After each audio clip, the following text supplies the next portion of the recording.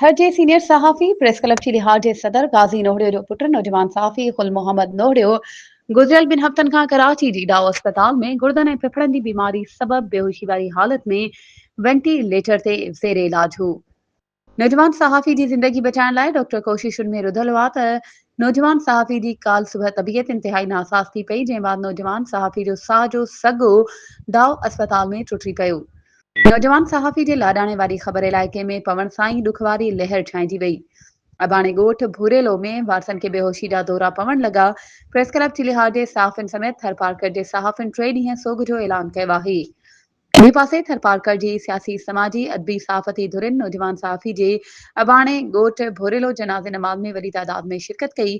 नौजवान सहाफ़ी खे लुढ़कनि ऐं सुॾकनि सां अबाणे कब्रिस्तान में मिठी माओ हवाले कयो वियो। वधीक ख़बरुनि ऐं अपडेट्स जे लाइ असांजे चैनल खे सब्सक्राइब कयो ऐं हा, बेल आइकन खे प्रेस करणु न विसारिजो त जीअं असांजी हर नई अचण वारी वीडियो तव्हां ताईं पहुची